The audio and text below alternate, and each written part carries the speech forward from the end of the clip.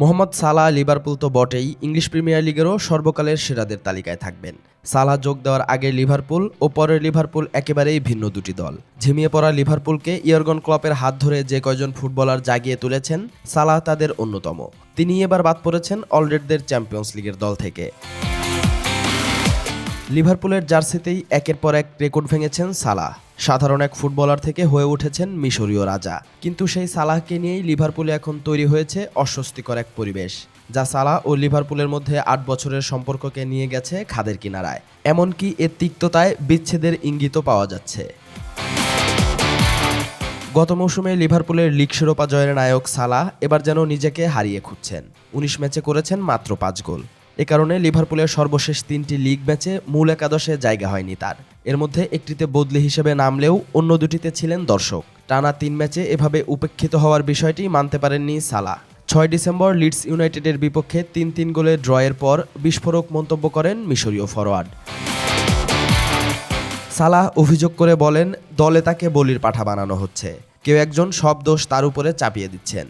এ সময় Liverpool coach আর্নে স্লটের সঙ্গে সম্পর্ক ভেঙে পড়ার বিষয়টিও নিশ্চিত করেন তিনি।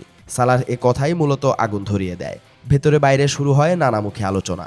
ইংলিশ ও ম্যানচেস্টার ইউনাইটেড কিংবদন্তি ওয়েন রুনি বলেছেন, সালাহ লিভারপুলের নিজের সুনামকে ব্যাপকভাবে ক্ষতিগ্রস্ত করেছেন। এমনকি তার এ মন্তব্যের সমালোচনা করেন তার সতীর্থ লিভারপুল গোলরক্ষক আলিসন বেকারও। এর মধ্যে সালাহকে বাদ দিয়েই ঘোষণা করা হয় চ্যাম্পিয়ন্স লিগে ইন্টার মিলানের বিপক্ষে লিভারপুলের স্কোয়াড। বিদ্রোহী সালাহকে শাস্তি দিতেই মূলত স্কোয়াড থেকে বাদ দেওয়া হয়েছে। এ নিয়ে আর্নে স্লট বলেছেন, সালাহর মন্তব্য তাকে বেশ অস্বস্তিতে ফেলে দিয়েছে। তবে লিভারপুল কোচ এটাও বলেন, একজন খেলোয়াড়ের জন্য সবসময় ফিরে আসার দরজা খোলা থাকে। সালাহর বিস্ফোরক মন্তব্যের বিষয়ে স্লট বলেন, এ প্রশ্নের উত্তর দিতে পারবে একমাত্র সালাহ নিজেই। তার মন্তব্যে তিনি কাকে ইঙ্গিত করে কথা বলেছেন সেটা বোঝাও নাকি স্লটের জন্য কঠিন হয়েছে। এই কয়দিনে মিশরীয় তারকার সঙ্গে তার খুব অল্প সময় কথা হয়েছে বলেও জানান লিভারপুল কোচ। সালাহকে নাকি শুধু জানিয়েছেন, তাকে দলে রাখা হয়নি। সালাহর মন্তব্যে বিস্মিত স্লট বলেছেন, সে যেটা ভেবেছে সেটা করার অধিকার তার আছে, কিন্তু সেটা মিডিয়ার সাথে ভাগাভাগি করার অধিকার তার নেই। তিনি আবার ক্লাবের হয়ে খেলবেন কিনা এই প্রশ্নের জবাবে স্লট বলেন, এ বিষয়ে তার কোনো ধারণা নেই।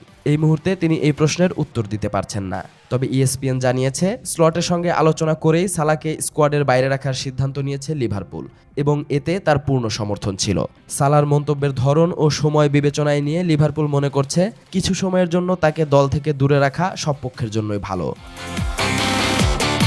মিশরীয় ফুটবলারের এমন মন্তব্য নিয়ে সমালোচনা করেছেন তারই দীর্ঘদিনের সতীর্থ আলিসন বেকার। এই ব্রাজিলিয়ান গোলকিপার সালাহকে লিভারপুলের একজন কিংবদন্তি হিসেবেই আখ্যা দিয়েছেন। তাদের ব্যক্তিগত সম্পর্কও ভালো বলে জানান আলিসন। তবে সালাহর দল থেকে বাদ পড়া নিয়ে তিনি বলেন, তার নিজের কাজের ফল পেয়েছে। আলিসনের মতে, সালাহ তার ভালো বন্ধু হলেও তার কৃতকর্মের দায় তাকেই নিতে হবে। তাহলে কি লিভারপুলের সঙ্গে মোহাম্মদ সালাহর ৮ বছরের পথচলা এখানেই থেমে যাচ্ছে?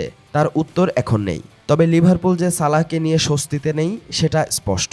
চ্যাম্পিয়ন্স লিগের দল থেকে বাদ পড়ে এই আফ্রিকান তারকাও খুব বেশি ভালো অবস্থায় নেই। তাই শঙ্কা থেকে যাচ্ছে, লিভারপুলের জার্সি গায়ে সালাহকে আবার দেখা যাবে তো।